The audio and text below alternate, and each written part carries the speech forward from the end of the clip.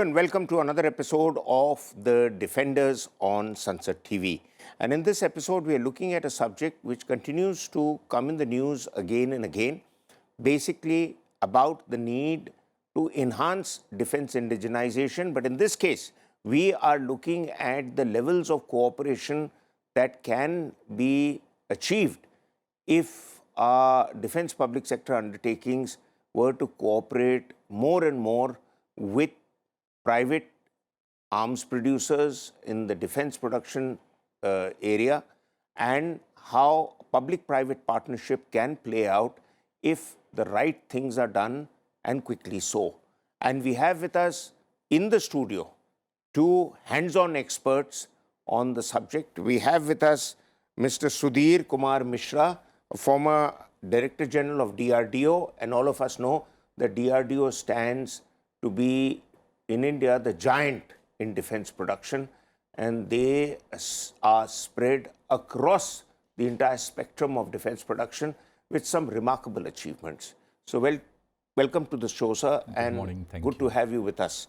And we have with us somebody who is leading the charge in the private sector in defense production. We have Mr. Puneet, Kaura, the MD and CEO of Samtel Avionics, and a man with a lot of patience to wait for his time and turn, but when it comes, he gets into the play right away, having produced, as I understand, recently some world-class technologies which, if not India, the Americans are willing to grab.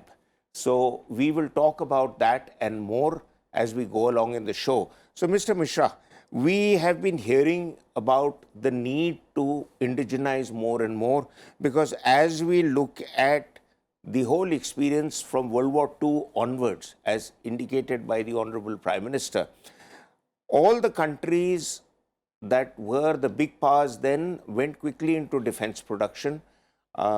We were taking baby steps.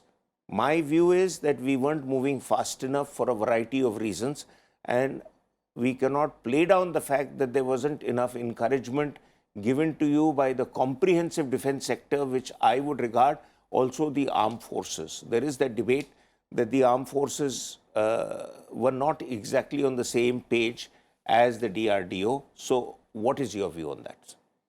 I completely agree with you that today we have a very comprehensive, integrated approach towards indigenization. The services, DRDO, government, what I mean is political will. Everything is on the same page, and the way DRDO has matured and delivering products and technology for the usage of our armed forces, and not only for our armed forces but even for the export market. Jeet. It's remarkable. And in the sense, we have reached to a level when we can meet the domestic requirement, and there is a limit to which our armed forces can absorb the products and technologies developed by DRDO. And here comes the requirement that we have to keep our manufacturers busy to meet the global requirement. Then only we would be able to reach to a scale which will really bring the revenue and job opportunities to the defense industry. Exactly. You've touched on the subject which I was going to go to Mr. Kaura for, which is about job opportunities. Yes. You know, you run your own industries, and my research tells me that something close to 8,215 jobs are created for every billion worth of investment into the sector. Is that been your experience? Secondly, we were given to understand that more and more new technologies coming in for defense production, manpower requirements get reduced automatically because machines do more than what men can do with their hands on a regular basis. So that's one aspect. And the second is what Mr. Mishra just brought out, that if the DRDO is able to meet all the requirements of the armed forces, where does the private sector stand? Yeah. So, coming to your first question regarding the job creation, it's absolutely correct. We create high skilled labor jobs when we create opportunities in the defense sector. This is a high technology sector and it creates the jobs which are at the top of the pyramid. Okay. But we must remember the challenges as well. The jobs created at a certain level also require a certain amount of skill set. And I think that's the challenge which not only we at the industry, but the government and also all the way from the PMO, the skill development initiative that is very active all across the country, plays a very pivotal role.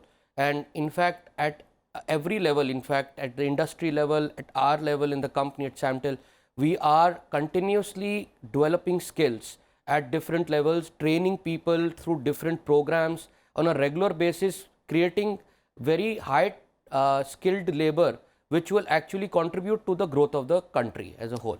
Very good.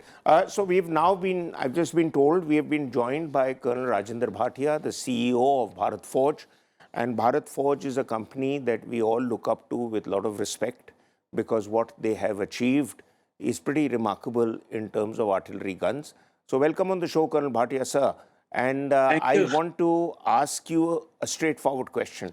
In my interactions with you and Baba Kalyani, the founder and the pioneer who has been pushing the products of your group, one of the issues that struck me is that, let's take the example of your ATACS gun, the artillery systems, which is now world record breaking in its ability to reach targets at 48 kilometers. You and your senior management were inspired by the need for India to wean itself away for dependence from other countries in a strategically important scenario like the Kargil conflict. When ammunition in India was in short supply for artillery systems, and in short notice, you all produced the ammunition required for our artillery guns, and then went on to go and produce world-class barrels and artillery systems in association with DRDO. Your purchase of the systems from Switzerland of artillery, which was suddenly dysfunctional and suddenly unavailable to the Western market after the Gulf War, set in place motion for what you are producing today. So, long question, but let's have your views on it. Maroof, thank you so much for getting me on this show. Your question is very relevant, and in fact, there is a little emotional touch to it. It was in 2010 when we started to discuss. I was discussing with Mr. Kalyani, and he said, "Why is it so difficult that India can't get a good artillery gun?" And that is how the journey started. We said we took upon ourselves to produce a world-class weapon platform. We did write large number of white papers, but merely writing a paper does not take you there. It was as early as 211 when we were in Europe, when we bought the first artillery gun plant and shifted it to India. In 2012, we coaxed DRDO to start a program on the advanced towed artillery gun system. And what we created over the next few years is a monument in itself. It is considered as the most advanced gun platform in the world. So thank you very much. That's not where our journey ended. We actually started to develop a series of indigenously designed, developed products, and we went on to create 7 platforms.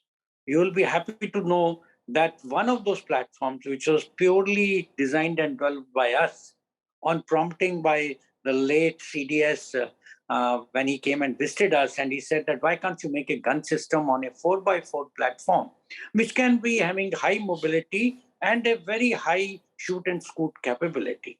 We created that, and it is now a history that from India, that is the first platform to be exported to a country which is not in a conflict zone. So this journey has been remarkable, but this has been driven mostly by passion. I would not say that every time it looked prudent to go ahead, but it was passion. And passion was to develop technology. We did not go after any RFIs or RFPs. We didn't go after contracts. We just went on to develop technology and develop platforms. Very good, There, sir. Very, we very had good, a sir. part journey with DRDO. Okay, Yeah. great. Thank you. I'll come back to you again briefly. Let me go to now Mr. Mishra Saab. DRDO is spearheading a lot of indigenization, a lot of products for the armed forces, which could include firefighting systems for ships, steering gas systems, pressurized containers for Akash missiles, and various other optical instruments for battle tanks, etc. Now, what I need to understand is that these indigenized items will be procured by the armed forces from Indian industry. If that be the case, could you also cut down our import agenda of $130 billion over the next 10 years? Because the purpose of indigenization is our own money should stay at home. Thank you. It's a very nice question. You see, first, let me tell you what's the role of DRDO. The role of DRDO is to do the design, development, and certify the system. And later on, pass on the technologies to public or private industries for manufacturing. Here, I would like to really congratulate Bharat Forge for identifying a customer and able to successfully bag a export order. The design and development of ATAC gun has been carried out successfully by DRDO, and technology for manufacturing has been transferred to Bharat Forge and Tata Power, both.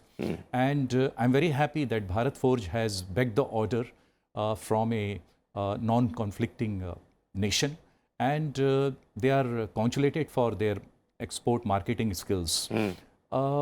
Secondly, when it comes to the indigenization, you see, the DRDO has undertaken not only the indigenization of the existing system, but has also come out with several futuristic technologies. And not only in the strategic area, but in the conventional weapon area also. Apart from this, if you remember, then we have come out with several technologies in the missile, as well as the light. In future, you would see even the light tank, which we can use in the mountainous region. Yes. You would also see that we have come out with a high power weapons, which can bring down the UAVs and other objects in the air. And you know that in the ship and submarine, as well as the MCA, which are on the pipeline. And you see, the defense technology broadly, you can divide into 4 verticals. You have platforms, secondly, weapons, third, sensors, and fourthly, the technologies which are around the soldiers to defend and offend. Okay, so I'll ask you to elaborate on that in the next question, because time is at a premium and I've got 2 other distinguished guests with me.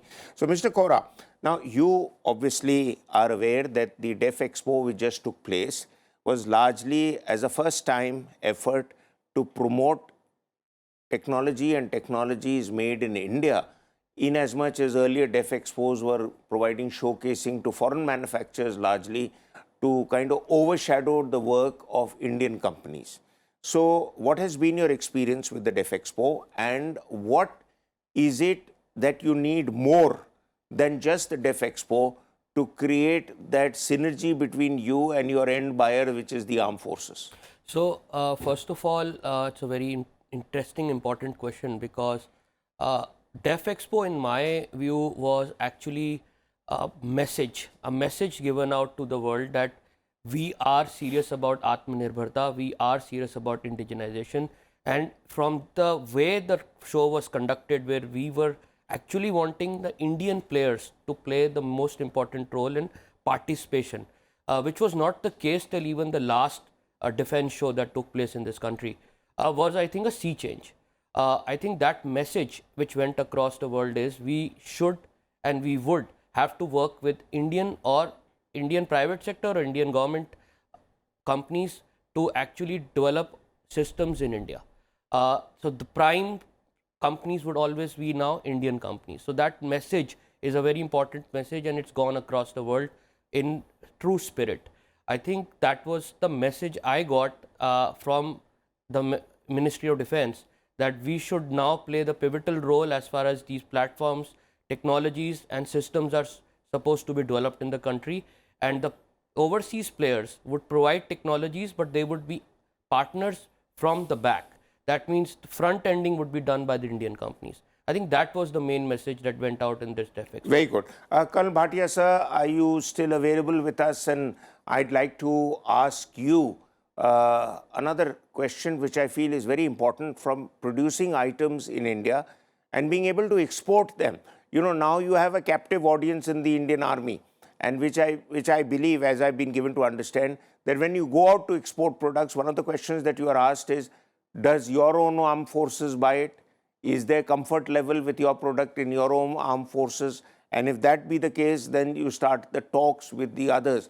Now, I'm talking of you competing with heavyweights internationally, like the French artillery systems, like, you know, you have the British systems also, which are in usage with us and elsewhere.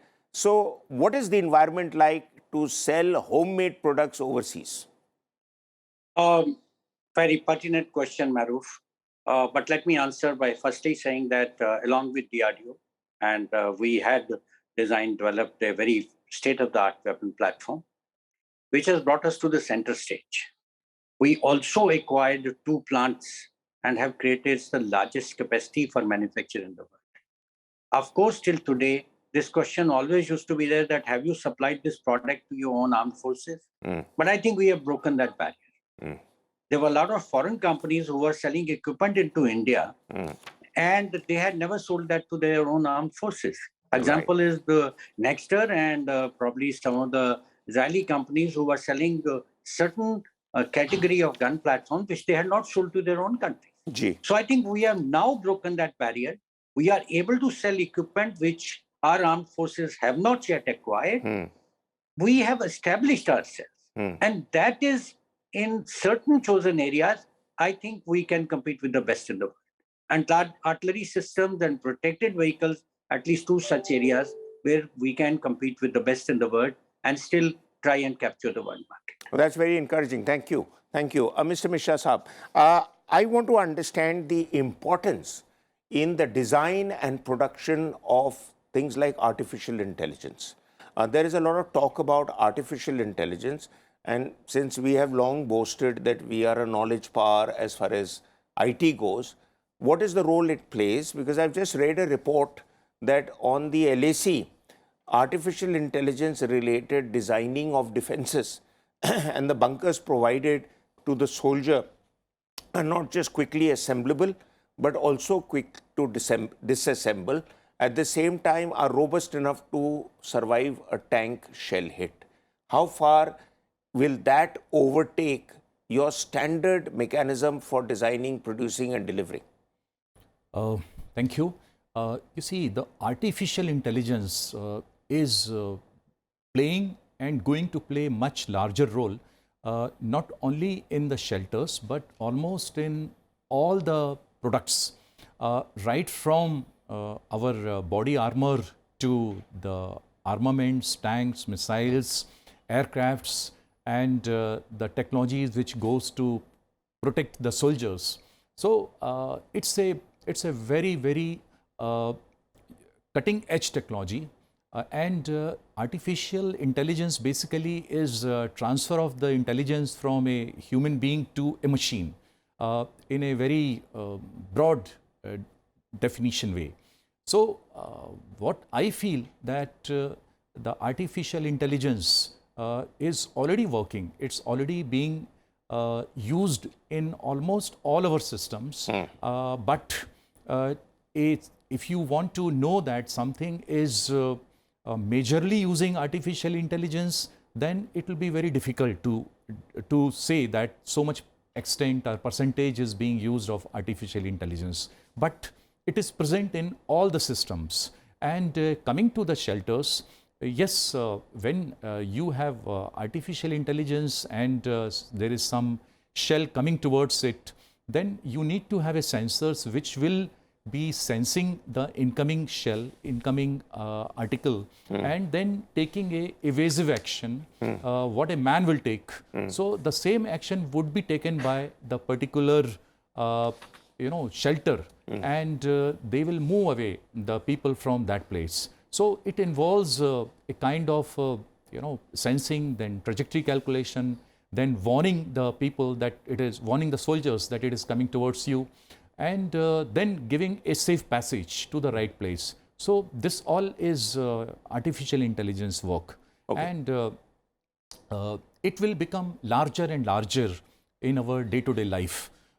In fact, our mobile also uses a lot of artificial intelligence, you know that. Yeah, yeah, okay. So, well put and well explained. Now, Mr. Kaura, I want to understand from you a subject which you are strong at and it's close to your heart, public-private partnership. How does that work in the Indian scenario? What are the limitations you face as a private manufacturer? What are the barriers you want lifted? Because what the barriers that are lifted right now is for foreign OEMs to come into the Indian market, like reducing the pressure on offset arrangements or the pressure for bringing together a more conducive climate for investment. But what is your take? So, thanks a lot for that question. I was waiting for that question to come. Okay. Public-private partnership for us is now a journey which started 14 years ago. We actually tied up with HAL, Hindustan Aeronautics, in a joint venture.